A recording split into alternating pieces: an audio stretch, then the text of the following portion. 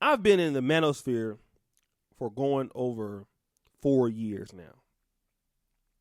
And one of the groups I've been acquainted with are these guys who travel. And the travel black men are a group of brothers who are typically middle to upper middle class, good source of income, obviously, kind of skilled. Some of them entrepreneurs, guys that drive trucks, former military guys that are on the ball in America, right? These are some of the better black men, some of the more achieved black men that we have, in my opinion. Top 20% of brothers. Brothers with good jobs, firefighters, police officers, guys like that. But although you have a unique variety among these guys, right? It's spread on a macro level, a very broad range of lifestyles, skin complexion, colors, hues, all of this, different parts of the country. All of these black men that travel pretty much agree on one thing. That is, they're sick and tired of American women. Most notably, American black women. Now, we got to be fair to this group because some guys are very vocal about it. To be honest, most guys are not, right? But what doesn't need to be, what's out there in the room doesn't need to be talked about, right? We all know the elephant in the room. And the elephant in the room is, for whatever reason, these particular brothers do not like dealing with black women. And these guys typically visit these areas: Colombia, the Philippines, Thailand, Costa Rica, and then your favorite places, DR and Brazil. Sometimes Ukraine. This is where these guys operate. Within this particular sector, this is their travel communities. Some guys live there.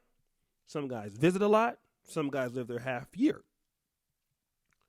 But in talking to these guys, when you talk about certain places like Brazil, Colombia, I've heard that these places that some guys cry coming back from over Brazil on the plane, especially Rio de Janeiro. They've never been treated this well, right? And they come back and they tell guys they cry on the plane and they do anything they can to go back. And you ask, like, what's so special about these particular women? Oh, man, you just never been treated like that before, brother. Man, the girl rubbed my ankles, rubbed my elbows from the back. Brother, I'm trying to tell you, brother, Hotep, you ain't never been treated like this. And then once so many black men say this, then brothers who haven't been to Brazil start to really believe that women who are overseas, especially in these countries, in Brazil, DR, some of the places, that these women are up. And that these women are a higher commodity. And they talk about the few success stories that are there. So is the case with Ukraine, right? We hear this all the time.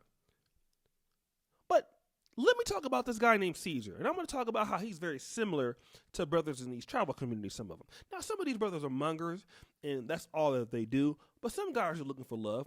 And Caesar is on this show called 90 Day Fiance. Many of you guys have seen it. You've heard who I'm talking about. Now, Caesar is peculiar in the fact that he, from what I understand, is 46 years old. He doesn't date black women. Now, he doesn't need to come out and say that. You can listen to him talk. You can listen to some of the words he used. You can look at some of the style he is. He seems a little bit submissive, a little docile. Doesn't seem like the kind of guy that black women would like. So I could definitely understand why he probably wouldn't date him. He has an ex-girlfriend who was white, I believe. They broke up. But Caesar, for whatever reason, although he works at a nail technician shop, he does pedicures and manicures, place where women come in all the time, he can't seem to do well in Jacksonville, North Carolina. I don't know why, because they don't talk about why he can't do well there or what he doesn't think. But whatever reason, I get the idea that Caesar is tired of American women. Black women are not anywhere on the list. So Caesar goes on to this particular site where he finds this girl named, I think her name is Maria. And in order to talk to her, now she's a very good looking blonde, he spends $450 just to buy her roses and a teddy bear, something like this, just to get her information. Now, $450 might not be a lot of money to some of you, but if you're a fingernail technician like Caesar in Jacksonville, North Carolina, by the way, I've never heard of that city, that's a lot of money. But for Caesar, nothing is too much to have a foreign white bride. You see, that's because what he's going to get, he's going to continue to pay for. But it gets better. Caesar not only sends her that $450, she doesn't even call his names in videos that she sends out. Probably because she's talking to more than one guy, and Caesar's dumbfounded. She never says, I love you, Caesar.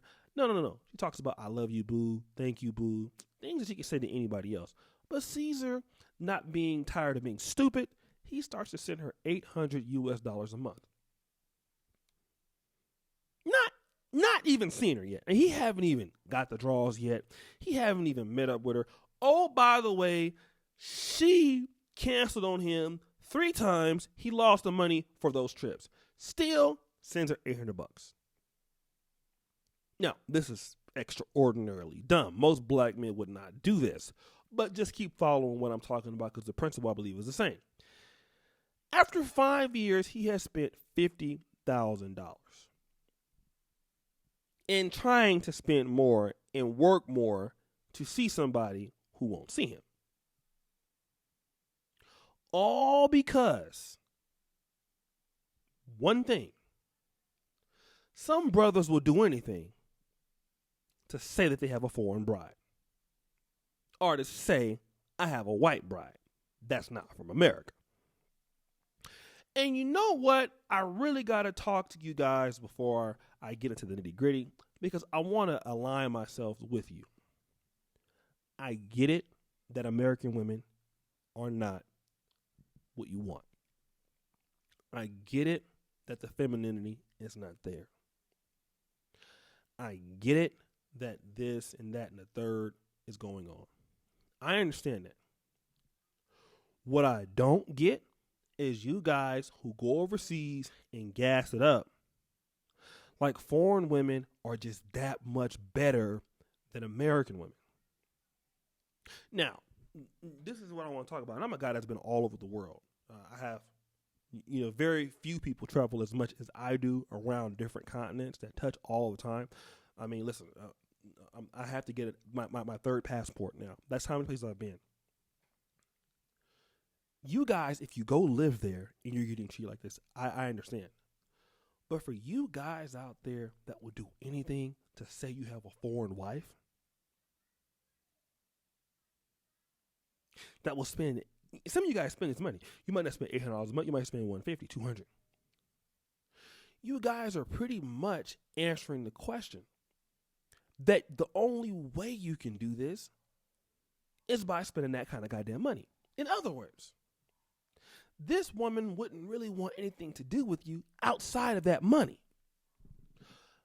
So how are you going to tell me that this is a better choice for you? Now, I'm not saying everybody is like Maria because we know that she's not, right? We know that there are good foreign women and that there are bad ones. But there are so many brothers that sit back and talk bad on African-American women and then go out there and trick on a Brazilian woman and then find out that you're getting played. Like, let me tell a story. There's a brother that is in Brazil that talks all down on American women, talks all bad on black American women, white American women. Come to find out, he out there in Brazil wifing up a single mother with 2 kids by 2 different women. See, this goes down. Like, a lot of you guys think I don't know. You guys sit up here and then you up-talk these women out in these other countries. And then you go over the country and then you end up somehow with the same type of shit, not all of you, but some of you, that you would get in the States. You're doing a lot, okay? And a lot of you guys are just doing it to say, I got a chick in the Philippines. I got a chick in Thailand. But, I mean, in reality, she can't even really read and write. Can't speak no English. Can't do anything. I mean, some of these guys, right? Now, some of you brothers will pan out and get something that's worthwhile, but a lot of y'all don't. And just like Caesar, many of y'all are just in love with the concept of I have a foreign woman. A foreign woman who's like 25 years younger than me, who, you know, if we were in the same country, I would never run into her. She would never want to talk to me. I would never want to talk to her. And this is no different than Caesar in this 90-Day Fiance thing. Like, he's so stuck, he's so depressed and so done with American women. He doesn't mind losing $50,000 that he really doesn't have just to have that dream of, I have a Ukrainian white wife. And some of you have that dream too. I have a Colombian girlfriend. I have a Colombian wife. I have a Filipino wife. I have like, a lot of you guys really brag about that, like as if it's a life achievement. One guy called into my show the other night. Yeah, I'm so glad I got a Filipino wife. Well, how'd you get her? I got her on a mail order. Bruh, are you gonna brag to me? Like, seriously, you got a woman on I'm sorry, but I'm not gonna be bragging about something that I got on a goddamn mail order site. You got a mail order bride. That means anybody that could have had a credit card and a debit card could have got that. It's like buying shoes, okay? This is what we're talking about. This is what we're saying. We have guys out there that are just so happy to say, I got a non-black woman. I got a foreign woman. I don't deal with that stuff in the Matrix. And then to find out, like some of y'all, like most of you do find out, when you go over there, she dealing with somebody over there in her own country that ain't got to give her no money. Then you be hurt. You don't want to tell nobody. Acting like it's all good. So I just want to just say that. A lot of you brothers out there that be doing it, y'all think y'all only want to tell the good stories. You never want to tell the bad. Like what's happening in the season. It looks like a plumb idiot. And a lot of you guys don't do it on that level, but trust me, you niggas are doing it. And as you know, the buffoonery remains at an all-time high, guys. Thank you for supporting. Subscribe, hit the bell. Let me know what's up. Peace out.